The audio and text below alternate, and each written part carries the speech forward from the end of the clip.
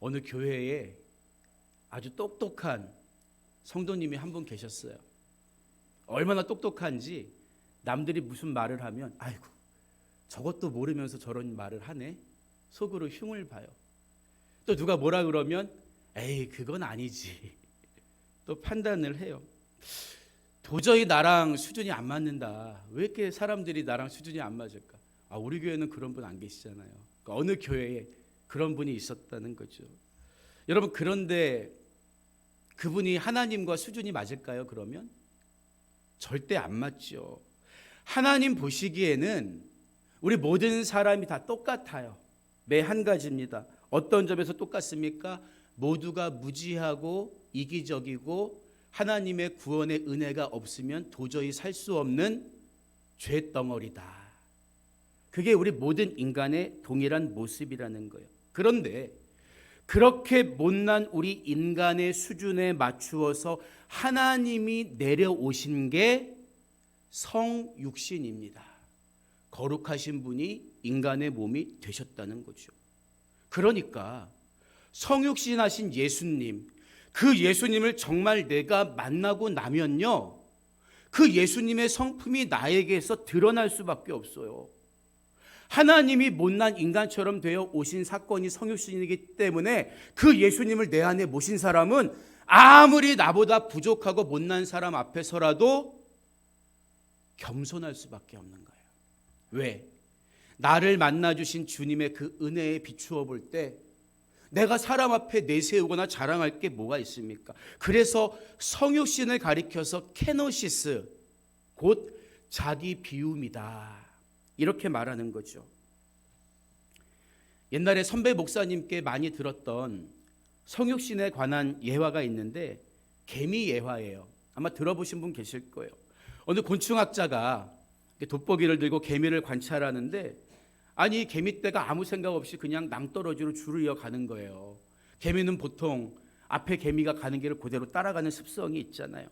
하지만 곤충학자가 아무리 그것을 내려다보면서 야, 그리로 가면 다 죽어, 우리 다 죽어, 이렇게 말을 한다고 해도 개미가 알아들을 수가 없는 거죠. 곤충학자가 너무나 안타까운 나머지 차라리 내가 개미가 되어서 저들을 인도한다면 다 죽지 않을 텐데, 이 독백을 해요. 만약에 곤충학자가 정말 개미를 너무나 사랑한 나머지 그들을 살리기 위해서 개미가 된다면 여러분 이게 얼마나 놀라운 일이겠냐는 거죠. 그런데 실제 그 놀라운 일이 일어난 거예요. 아니, 더 놀라운 일이죠. 더 놀라운 일이에요. 왜 그렇습니까? 곤충학자나 개미나 다 피조물에 불과해요. 그러나 하나님은 창조주시고 우리는 피조물입니다. 그런데 우리를 만든 창조주가 자기 손으로 만든 피조물이 되었다니까요. 예수님은 성자 하나님이셨지만 죽음을 향해 계속 치닫고 있는 나를 구원하시기 위해서, 우리 모두를 구원하시기 위해서 기꺼이 내가 만든 형상대로 인간의 모습으로 이 땅에 오셨다는 거예요. 하나님이 영광스러운 하늘 보좌를 다 버리고 초라하고 연약하고 부족한 인간의 모습이 되어서 그것도 낮고 낮은 이 땅에 오신 거죠. 그래서 중세 신학자 어거스틴은 하나님의 아들이 인간이 된 것은 우리로 하나님의 아들이 되게 하려 하기 위함이다, 이런 말을 했어요. 하나님의 아들이 왜 인간이 됐습니까? 인간이 하나님 아들 되게 하려고, 인간이 하나님 자녀 되게 하려고, 케노시스, 자기를 비워 종의 형체로 이 땅에 오셨다는 거예요. 따라서 성육신이란 하나님의 아들 예수님이 인간의 몸으로 이 땅에 오셨다, 이것은 단순히 신비하고 놀라운 사건으로 끝나는 게 아니라 바로 우리를 향한 하나님 아버지 사랑의 절정을 보여준다고요. 그래서 오늘 우리가 읽은 이사야서 말씀 속에는 우리를 위해 당신의 아들을 이 땅에 보내신 하나님의 사랑의 계획이 자세하게 기록되어 있는 거죠. 이사야서는 66장이죠. 성경도 66권이에요. 구약 39권, 신약 27권. 마찬가지로 마치 구약의 39권처럼 이사야서 1장부터 39장까지는 대개 죄를 지은 이스라엘과 주변 나라들에 대한 하나님의 책망과 심판에 관한 말씀이에요. 우리도 구약을 보다 보면 하나님 말씀을 어긴 이스라엘에 임한 진노와 심판을 주로 보게 되잖아요. 그런데 이어지는 40장부터 66장까지 마치 신약 27권처럼 이 27장은 이스라엘과 열방의 구원과 회복에 대한 하나님의 은혜의 말씀으로 볼 수 있습니다. 그 중에서 오늘 우리가 읽은 이사야 42장 5절로 8절은 우리를 위해서 예비하신 종을 하나님이 친히 지키시고 보증하신다. 이 말씀이에요. 그래서 이 말씀의 주체가 하나님이십니다. 선지자 이사야의 입을 빌어서 하나님이 이렇게 말하노라, 이런 식으로 기록되어 있다는 거죠. 하나님은 당신의 종을 통해서 이 땅에 진정한 회복과 구원이 도래할 것을 오래전부터 약속해 주신 거예요. 그러면 본문에서 이야기하는 하나님의 종은 누구를 가리킬까요? 우리가 읽진 않았지만 이사야서 42장 1절로 4절을 보면 상한 깔대를 꺾지 않으시고 꺼져가는 등불을 끄지 않으시는 그 종에 대해서 묘사하고 있단 말이에요. 이 종이 도대체 누굴까요? 이사야서는 대략적으로 주전 8세기를 배경으로 해요. 기원전 790년부터 쭉 배경으로 하는데 당시 상황으로만 본다면 이 책을 기록한 이사야라든지 남유다 말기에 활약한 예레미야 같은 선지자를 하나님의 종으로 묘사하고 있는 거 아니야? 이렇게 볼 수도 있어요. 그들은 모두 하나님의 종으로서 말씀을 선포하고 고난도 받았기 때문입니다. 그런가 하면 바벨론의 느부갓네살 왕이라든지 또 바사왕 고레스 역시 하나님이 세계를 경영하시는데 쓰임받은 종이었다고요. 느부갓네살은 하나님이 사용하시는 징계의 막대기가 되어서 타락한 남유다를 멸망시키는 도구로 쓰임받죠. 그때 왕이 느부갓네살이잖아요. 그리고 고레스는, 바사왕 고레스는 70년이 다 차니까 포로로 끌려온 이스라엘 백성들에게 조서를 내려서 야, 이제 니네 땅으로 돌아가서 예루살렘 성전도 재건해, 이것을 허락하도록 쓰임받는 하나님의 종이었다고요. 넓은 의미에서 이사야, 예레미야, 느부갓네살, 고레스 그 시대적 배경으로 보면 모두 포로 귀환과 관련해서 각각의 사명을 감당했던 여호와의 종으로 볼 수 있어요. 하지만 하나님께서 오늘 말씀하신 내용을 자세히 들여다보면 본문 말씀을 통해서 당신의 종이 짊어진 사명과 함께 그 사역에 대한 구체적인 보증까지 해주십니다. 그러니까 하나님의 종은 언약의 성취를 이루셨을 뿐만 아니라 모든 만민, 이스라엘뿐만 아니라 우리와 같은 이방인의 빛이 되셨다는 것을 알 수 있는 거죠. 그렇기 때문에 오늘 이사야서 42장에 가리키는 하나님의 종은 단순히 국제적인 이스라엘만을 위해 활약한 선지자나 제국을 다스리던 왕이 아니라 만민을 위해서 이 땅에 오실 메시아 곧 예수 그리스도를 의미한다고 볼 수가 있는 거예요. 그리고 이 사실은 우리가 읽을 본문 말씀에 분명하게 드러나고 있습니다. 먼저 본문 5절을 보면 하나님께서 친히 나의 종을 내가 보증하겠다, 이런 말씀을 하세요. 그런데 이사야는 말씀드린 것처럼 하나님 말씀을 인용하면서 이 말씀을 들려주시는 하나님이 어떤 분이신지 하나님의 성품에 대해서 먼저 우리에게 설명해 주고 있습니다. 5절을 보면요, 하늘을 창조하여 펴시고 땅과 그 소산을 내시며 땅 위의 백성에게 호흡을 주시며 땅에 행하는 자에게 영을 주시는 하나님께서 이같이 말씀하시되, 이렇게 가리키죠. 아마 신약시대 같으면 야, 하나님과 인격적으로 친밀하면 그냥 하나님 아버지하고 기도하면 되지, 뭐 만유의 주제가 되시고 전능하시고 처음과 이렇게 묘사하고 중언부언하는 거야. 아마 이렇게 꾸지람 들었을지 모르겠지만 이사야는 지금 분명히 장차 올 당신의 종을 보증하시는 하나님은 이런 분이시다 묘사하고 있어요. 이유가 있다는 거죠. 먼저 하늘을 창조하여 펴시고, 이 말이 가리키는 바는 뭡니까? 하나님만이 유일하신 신이고 모든 만물을 창조하신 창조자가 되신다. 우리가 기도하고 간구하는 그분은 세상을 지으신 창조자야. 아니, 세상을 창조하신 분이, 우리의 내장을 지으시고 우리의 피부를 지으신 그분이 우리가 병들어 신음할 때 고치지 못하시겠습니까? 그분만이 창조주시다. 이거 밝히고 있는 거예요. 이어서 땅과 그 소산을 내시며, 이 묘사를 통해서 무슨 말을 하려는 걸까요? 하나님은 창조자이신데 그 창조된 세상을 동시에 다스리고 계속해서 경영하시는 경영자가 되신다, 이 말이죠. 어떤 사람들은요, 하나님이 이 세상을 창조하신 것은 같아요. 그런데 이 세상이 이렇게 돌아가는 모습을 보니까 하나님은 그냥 뒷짐지고 계신 것 같아요.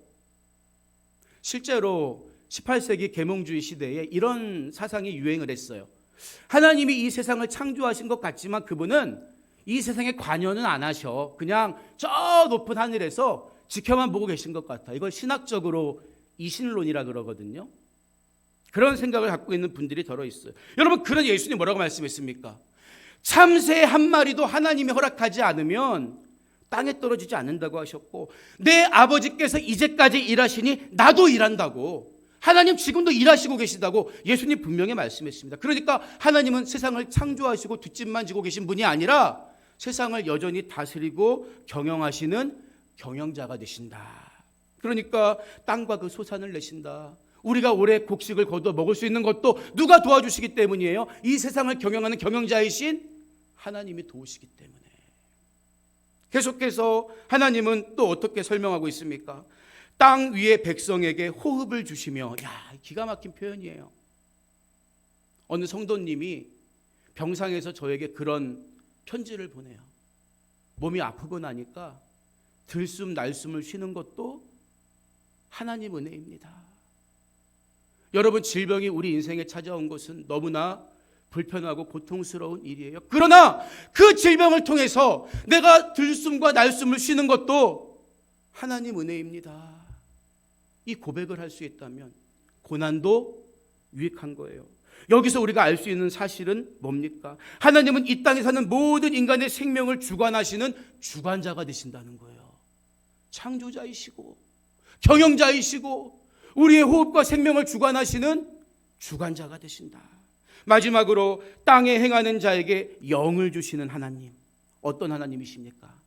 하나님은 영이세요. 바로 육신의 숨이 끊어지면 끝나는 게 아니라 영혼의 때를 위해서 천국을 만드시고 우리 인간을 구원하시는 구원자가 되신다. 우리는 구원자이신 하나님만 믿고 그 말씀에 순종해야 되는 거예요. 이사야가 지금 장차 우리를 위해 보내실 당신의 종을 보증하시는 하나님에 대해서, 그분은 창조자셔, 그분은 경영자셔, 그분은 주관자이셔, 그분은 우리 영혼의 때 구원자가 되세요, 이렇게 강조하는 이유가 뭘까요? 기도할 때는 그냥 하나님 우리 아버지 이렇게 말하고 끝나면 되잖아요. 이사야가 이렇게 장황하게 설명하는 이유는 다른 데 있지 않습니다. 어떤 무언가 새로운 사실을 가르치기 위함이 아니라 타락한 백성들을 바라보면서 너희가 믿고 의지해야 될 분은 하나님밖에 없어. 너희가 어디서 잃고 넘어졌는가를 기억해라. 말씀으로 돌아와라.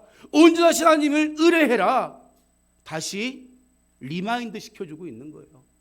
여러분, 우리가 하나님 품을 왜 떠납니까? 몰라서 떠납니까? 아니요. 하나님 말씀 다 알고 있지만 그것보다 세상의 돈이 우리 인생을 경영하는 것처럼, 의술이 우리 생명을 주관하는 것처럼, 다른 좋은 것들이 우리의 영원한 미래를 보장하는 것처럼 착각 속에 빠져 살고 있기 때문에 우리는 말씀을 날마다 들으면서 내 더러운 영적 상태를 빨아야 하는 거예요. 돌이켜야 하는 거예요. 하나님을 잃어버린 너희여, 하나님을 바로 알아라. 하나님은 이런 분이시지 않느냐. 타락한 유다 백성들을 향해서 그 하나님의 성품에 대해 이사야가 다시 깨우쳐주고 있는 거예요. 그런 하나님이 우리를 위해 보내고 보증하신 종이라면 과연 우리가 믿고 따를 만하지 않겠냐, 이 말을 하는 거죠. 여러분, 예수님을 우리의 구세주로 보내주신 하나님은 작은 하나님이 아닙니다. 지금도 우리의 모든 사정과 형편을 아시고 우리의 신음에도 응답하시는 시퍼렇게 살아계신 하나님이십니다. 우리는 그 하나님께 나와 그 하나님을 예배하는 거예요. 얼마나 감사하고 감격스러운 것입니까? 하나님이 당신이 부르신 종을 보호하시는데요, 6절 전반부를 보면요, 나 여호와가 의로 너를 불렀은즉, 여기서 너는 하나님의 종을 가리킵니다. 내가 네 손을 잡아 너를 보호하며, 이렇게 말씀하시죠. 여기서 의라고 번역된 히브리어는 체테크라는 말인데 하나님의 옳고 곧고 공정하신 성품을 설명할 때 쓰는 단어가 채테크예요. 그분은 언제나 옳고 공정하십니다. 그래서 의로 너를 불렀은즉, 여기서 의로라는 말은 원문을 보면 의를 이루기 위하여, 그러니까 의로우신 하나님이 그분의 의를 이루기 위해서 그의 아들을 종으로 불렀다. 아들을 부른 이유가 뭐라는 거예요? 하나님의 성품인 의를 이루기 위해서 그 아들을 불렀다는 거죠. 그러면 성경 전체의 숲에서 말하는 하나님의 의를 이루는 길은 뭡니까? 하나님의 의를 이루는 길이 뭐예요? 우리가 이걸 잘 알아야 돼요. 하나님의 의는 단순히 예수 천당 불신지옥 반으로 딱 나눠서 너는 천국 가고 너는 지옥 가, 여기서 끝나면 하나님의 의가 아닙니다. 하나님은 당신의 종을 통해 말씀했듯이 악인이 그 길에서 돌이켜 회개하고 정령 살고 죽지 않도록 하는 것이 하나님의 기쁨이며 하나님의 의입니다.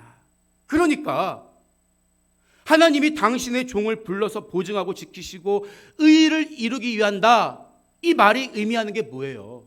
죄로 죽을 수밖에 없는 우리를 위해서 하나님의 의는 죄인이 죽도록 내버려 두는 게 아니기 때문에 그 아들을 통해서 우리를 살리기 위해서 그 아들을 부르셨다, 이 말씀하신 거예요. 그 일을 이루기 위해서 당신의 종을 택하고 부르셨다는 거죠. 그래서 예수님이 마태복음 6장 33절에서 뭐라고 말씀하십니까? 그런즉 너희는 먼저 그의 나라와 그의 의를 구하라. 우리가 가장 먼저 구해야 하는 것이 하나님의 의다. 왜? 그 의 속에서 우리가 살고 죽지 않을 수 있기 때문에. 너희 영혼의 때의 문제가 제일 시급한 거야. 그게 먼저야. 먼저 구해야 할 것에 대해서 분명하게 예수님이 가르쳐 주신 거예요. 그러니까 하나님이 당신의 종을 보호하시는 이유도 분명하죠. 왜? 그 종을 통해서 해야만 하는 너무나 막대하고 중요한 사명이 있기 때문이에요. 6절 후반부를 보면 그 내용이 나오는데, 너를 세워 백성의 언약과 이방의 빛이 되게 하리니, 두 가지를 말씀하세요. 하나님은 당신이 부르신 택한 종에게 두 가지 사명, 곧 백성의 언약을 이루는 것과 이방의 빛이 되게 하는 사명을 주십니다. 먼저 백성의 언약이 뭘까요? 백성의 언약. 통상적으로 성경에서 말하는 백성은 하나님이 불러서 거룩하게 구별한 이스라엘을 의미하죠. 그렇기 때문에 백성의 언약이란 말은 하나님과 이스라엘 백성이 제일 먼저 시내산에서 맺었던 언약을 가리킵니다. 그런데 이 언약은 신학적으로 쌍무 언약이라고 불러요. 쌍무 언약이 뭡니까? 쌍방이 지킬 때 그 언약의 효력이 있는 거예요. 세계가 다 내게 속하였나니 너희가 내 말을 듣고 지키면 너희가 내게 대하여 제사장 나라가 되고 나는 너희의 하나님이 될 것이다. 쌍방이 지켜야 할 책임과 의무가 있다는 거죠. 그러나 이 언약은 이스라엘이 하나님을 떠남으로 인해서 파괴됐습니다. 하나님이 예레미야를 통해서 새로운 언약을 주시면서 뭐라고 말씀하십니까? 예레미야 31장 33절을 보면 내가 나의 법을 그들의 속에 두며 그들의 마음에 기록하여, 돌판이 아니에요. 마음에 기록하여 나는 그들의 하나님이 되고 그들은 내 백성이 될 것이다. 새 언약의 주체는 누구십니까? 그것을 이뤄가시는 분이 하나님이에요. 신학적으로 편무 언약, 쌍무 언약은 인간이 하나님께 순종할 때 그 언약이 유효하지만 편무 언약은 하나님이 친히 그 약속을 성취시켜 가시겠다는 거예요. 이때 우리에게 필요한 게 뭡니까? 하나님이 하셨습니다. 그거를 인정하는 믿음이죠. 믿음. 바로 이 언약을 위해서 이방의 빛을 삼기 위해서 당신의 종을 이 땅에 보내시겠다는 거죠. 이게 놀라운 거예요, 여러분. 구약시대 하나님은 이스라엘만의 하나님이셨습니다. 그러나 이미 구약시대부터 이사야를 통해 주신 말씀이 뭡니까? 장차 여호와의 종이 이 땅에 오셔서 하실 사역이 단지 이스라엘만을 위한 게 아니라 모든 천하 만민 이방의 빛이 되게 하시겠다. 사실 이 약속은 하나님이 오래전에 아브라함에게 주셨고 그보다 오래전에 아담에게 주신 약속이에요. 하나님이 아브라함에게 뭐라고 말씀하십니까? 내 씨로 말미암아 천하 만민이 복을 받으리라. 할렐루야. 이 약속의 말씀이 계속해서 구약의 선지자들에 의해서 선포되고 있는 거예요. 여러분, 선지자가 뭡니까? 스피커예요, 스피커. 하나님이 장차 이렇게 하시겠다는 것을 우리에게 선포해 주는 사람들입니다. 여러분, 빛의 역할이 뭐예요? 빛의 역할이 어둠을 밝히는 거죠. 그 빛이 이스라엘에만 필요합니까? 아니요. 모든 어두운 세상에 빛이 필요한 거예요. 요한복음 1장은 예수님에 대해서 뭐라고 묘사하는 줄 아세요? 참빛, 곧 머리 빗는 참빛이 아니라 진짜 빛, 참빛, 곧 세상에 와서 각 사람에게 비추는 빛이 있었나니, 이렇게 묘사하고 있는데, 여러분 여기서 참빛이 뭘까요? 여기서 말하는 참빛은 창조된 적이 없는 빛을 가리켜요. 창조된 적이 없는. 여러분 태양은 창조된 빛이에요. 맞습니까? 제일 먼저 창조한 빛도 빛이 있으라, 이것도 창조된 빛이에요. 근데 예수님은 그런 빛이 아니라는 거죠. 그래서 예수님을 가리켜서 생명의 빛으로 묘사하고 있는 거잖아요. 예수님이 이 땅에 오셔서 한 일이 뭡니까? 오늘 본문에 예언되어 있는데 본문 7절을 보면요, 그 이방의 빛으로 불러주신 당신의 종이 어떤 일을 했다는 거예요? 내가 눈먼 자들의 눈을 밝히며 갇힌 자를 감옥에서 이끌어내며 흑암에 앉은 자를 감방에서 나오게 하리라, 이렇게 말하고 있는데, 하나님의 종으로 이 땅에 오신 예수님이 모든 인류를 위한 이방의 빛이 되셔서 이런 사명을 감당하셨다는 거죠. 그런데 가만히 이 말씀만 들여다보면 뭔가 공통점이 좀 없어 보일 수도 있어요. 눈먼 자들, 감옥에 갇힌 자들, 뭘 말하는 거지? 여러분, 그런데 여기에 공통점이 있습니다, 사실. 왜냐하면 본문에서 열거된 눈먼 자, 갇힌 자, 흑암에 앉은 자는 감옥에 앉아 있다는 공통점이 있어요. 무슨 말이냐 하면, 예수님 당시 죄인들은 빛이 없는 지하 감옥에 소망 없이 착고에 묶인 채로 있는 게 일반적이었습니다. 그러니까 눈먼 자와 다를 바가 없는 거예요. 갇힌 자는 아무것도 안 보이는 깜깜한 어둠 속에 묶여있기 때문에. 영적으로 보면 예수 그리스도께서 세상의 빛으로 오시기 전에 우리 모든 사람들의 상태가 그런 지하 감옥에 갇혀서 한 치 앞도 내다볼 수 없는 어둠의 상태였다는 거죠. 그래서 에베소서 5장 8절을 보면 너희가 전에는 어둠이더니, 우리는 마치 감옥에 갇혀서 앞을 볼 수 없는 사람들과 똑같은 신분이었다는 거죠. 너희가 전에는 어둠이더니 이제는 주 안에서 빛이라, 빛의 자녀들처럼 행하라, 이렇게 요구하고 있는 거예요. 죄로 인해서 감옥에 갇혀서 앞을 볼 수 없는 맹인처럼 내 운명도 모르고 멸망을 향해 치닫고 있던 우리 인간의 빛을 밝혀주신 생명의 빛으로, 이방의 빛으로 하나님이 택하시고 보증하시고 지키시는 당신의 종 예수 그리스도께서 이 땅에 오셨다.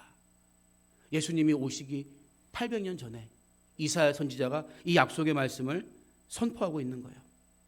여러분, 그러면 하나님이 이방 땅에도, 원래 하나님 이스라엘만의 하나님 아닙니까? 그렇게 오해하는 사람들이 있잖아요. 왜 이방 땅에도 그 생명의 빛, 구원의 빛, 소망의 빛을 비추게 하셨을까요? 그 목적이 뭘까요? 본문 8절에서 하나님 뭐라고 말씀하십니까? 나는 여호와이니 이는 내 이름이라. 나는 내 영광을 다른 자에게, 내 찬송을 우상에게 주지 아니하리라. 이 말씀을 하세요. 여러분, 여호와란 이름은 처음에 하나님이 모세에게 가르쳐 주신 하나님의 이름으로 스스로 있는 자라는 뜻이죠. 그래서 그 이름 속에는 우리 인간은 다 탄생할 때 생일과 그 이전의 시기가 있어서 내가 이 세상에 없던 때도 있지만 스스로 있는 하나님은 결국 영원하신 분이다, 이런 뜻을 가지고 있는 거예요. 하나님이 이 이름을 우리에게 주신 목적이 뭘까요? 사람이 손으로 만든 우상은 그 우상을 만들 때부터 생기는 거예요. 부처가 이 땅에 태어나니까 그때부터 불교가 생기잖아요. 마호멧이 이 땅에 어떤 계시를 받았든 그 사람의 태어가 그때부터 이슬람교가 생긴 거잖아요. 그러나 하나님은 스스로 있는 자이기 때문에 사람이 손으로 만들고 출생과 관련해서 생겨난 세상의 종교와 우상과는 절대 비교할 수 없는 유일하신 하나님이시다, 이 말씀을 하기 위함이에요. 하나님이 당신의 종을 세워서 눈먼 자, 어둠 속에 있는 자들의 눈을 밝히고 그 감옥에서, 죄의 감옥에서 이끌어내신 이유는 하나님께 돌아가야 할 영광과 찬송을 우상에게 빼앗기지 않기 위함이다, 이 말씀을 하기 위함이라는 거죠. 여러분 보세요. 구약 시대에도 이스라엘 백성들 외에는 하나님을 찬송하는 사람들이 없었습니다. 그렇죠. 그런데 왜 하나님은 당신의 종을 이방의 빛으로, 이방 사람들을 구원하는 존재로 파송하시면서 나는 내 영광을 다른 자에게, 내 찬송을 우상에게 주지 아니하라, 이 말씀을 하셨겠냐는 거예요. 하나님의 영광이 어디에 있기 때문에? 죄로 죽을 수밖에 없는 영혼이 하나님 말씀으로 돌아와 회복되고 구원받을 때, 그게 하나님의 영광이기 때문에 내 영광을, 찬송을 다른 우상을 섬기는 자에게 주지 않겠다, 그 우상들에게 주지 않겠다, 나는 내 백성을 반드시 구원해내겠다, 이 선포의 말씀이라는 거죠. 그러니까 우리 인간의 입장에서는 구원이 하나님의 사랑을 드러내는 가장 확실한 길이지만 하나님 입장에서는 우리 인간이 구원받는 게 그분께 기쁨이고 영광이 된다는 거예요. 이 사실을 잘 보여주는 비유가 잃어버린 한 마리 양의 비유 속에 드러나 있지 않습니까? 예수님 뭐라고 말씀하세요? 99마리 양이 잘 있지만 그 잃어버린 양을 찾는 게 목자의 심정이다. 만일 찾으면 길을 잃지 아니한 99마리보다 이것을 더 기뻐하리라. 왜? 그것이 주님께 기쁨이고 자랑이고 영광이기 때문에. 이방인일지라도 돌아와서 하나님을 찬양하고 하나님 백성이 되는 것이 영광이기 때문에. 그래서 하나님은 구약의 말라기서에서도 뭐라고 말씀하십니까? 해 뜨는 곳에서부터 해 지는 곳까지의 이방 민족 중에서 내 이름이 크게 될 것이라. 하나님 분명히 말씀하신 거예요. 죄인이 죽을 길에서 돌이켜 의인이라 칭함받게 되는 것이야말로 하나님의 가장 큰 기쁨이고 그분께 영광이 되는 것입니다. 찬송이 되는 거예요. 그래서 당신의 종을 이방을 구원하는 이방의 빛으로 보내셔서 그들이 구원받게 하심으로 잘못된 우상을 섬기는 그들이 하나님께 돌아와야 할 영광과 찬송을 엉뚱한 곳에 쏟아버리지 않도록 그들을 구원하심으로 내 영광과 내 찬송을 내가 누리겠다. 너희가 돌이켜 구원받는 것이 나의 자랑이고 기쁨이다 말씀하시는 거예요. 그래서 하나님은 스스로 있는 자라는 자기의 이름을 걸고 언약의 백성과 이방인들을 구원하실 것입니다. 그런데 이런 구원의 계획이 갑자기 가만히 보니까 저들 구원해보는 게 좋겠어. 하나님 그렇게 계획 없는 분이 아니시라는 거죠. 그러니까 우리는 하나님을 신뢰할 수가 있는 거예요. 이미 다 말씀하신 것입니다. 마지막 9절을 보세요. 보라, 전에 예언한 일이 이미 이루어졌느니라. 이제 내가 새 일을 알리노라. 그 일이 시작되기 전에라도 너희에게 이르노라. 이렇게 말씀하시죠. 여러분, 제가 조금 전에 하나님의 일꾼들은 하나님의 스피커라고 얘기했잖아요.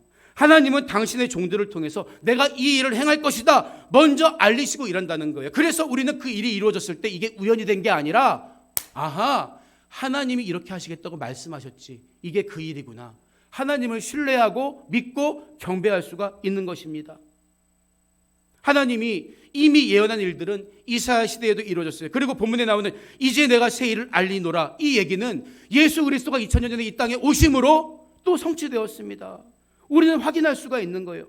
약속하신 것처럼 이 땅에 오셔서 구원의 십자가를 지심으로 모든 이방인들, 모든 인류의 빛이 되신 거죠. 그러니까 하나님은 과거에도 약속하신 말씀을 다 이루셨듯이 미래에 아직 이루어지지 않았지만 약속하신 말씀도 이루어질 것이다.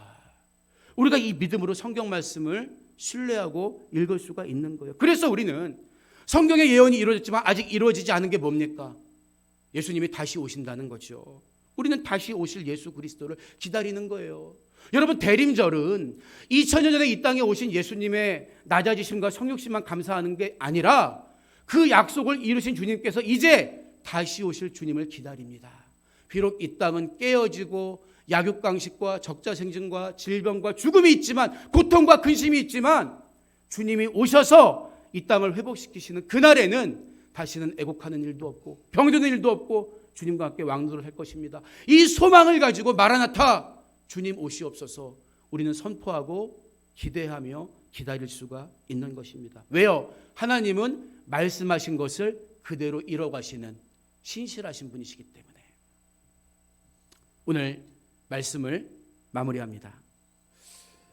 목사님들이 모여서 다른 교회에 가서 이야기 나누고 공부할 때가 있어요. 그런데 다른 교회에 가면 보통 목사님들이 주의 깊게 보는 것 중에 하나가 스피커입니다. 스피커. 아무래도 마이크로 설교를 하시다 보니까 저 음향기기 얼마나 좋지? 저 스피커 얼마나 좋지? 관심이 많죠. 여러분, 스피커에서 소리가 나오는 원리를 아세요? 스피커는 앰프에서 증폭된 전기 신호를 소리 신호로 바꿔주는 거예요. 그래서 음향학과 교수님에게 좋은 스피커는 어떤 스피커입니까? 여쭤봤더니 이렇게 대답을 하세요. 있는 그대로의 신호를 소리로 바꿔주는 게 좋은 스피커입니다. 너무 간단하죠. 쉽게 말하면 좋은 스피커는 다른 소리, 다른 신호, 잡신호가 섞이지 않는 스피커라는 거예요. 박력 있고 시원한 소리를 들려주지만 시끄럽지 않은 게, 잡음이 없는 게 좋은 스피커입니다. 여러분, 우리는 하나님이 쓰시는 스피커예요. 하나님의 뜻을 있는 그대로 선포하는 사람들입니다. 하나님은 이사야나 세레이와 같은 선지자들뿐만 아니라 지난 시간 우리가 살펴본 들에서 양을 치던 이름 없는 목자들도 스피커로 사용하십니다. 너희가 가서 듣고 본바를 전해라. 여러분, 하나님 보시기에 좋은 스피커는 어떤 사람입니까? 내 생각? 내 판단? 이거 섞지 않는 사람이에요. 하나님이 나에게 주신 말씀 그대로 전하는 사람입니다. 하나님이 이사야에게 들려주신 말씀 그대로 그리스도가, 하나님의 종이 이 땅에 오셨습니다. 그리고 성경은 너희 가운데서 하늘로 올려지신 이 예수는 하늘로 가심을 본 그대로 오시리라. 사도행전 1장 11절에서 말씀하고 있어요. 그러니까 우리가 해야 할 일은 말씀에 기록된 그대로 다시 오실 예수를 만나는 사람에게 전하는 것입니다. 나만이 아니라 모든 인류를 구원하기 위해 이방의 빛으로 오신 예수 그리스도, 다시 오실 그분을 소망 중에 기다리면서 모든 사람들에게 이 기쁨의 소식을 전할 수 있는 하나님의 스피커들이 다 되어주시기를 주님의 이름으로 축복합니다.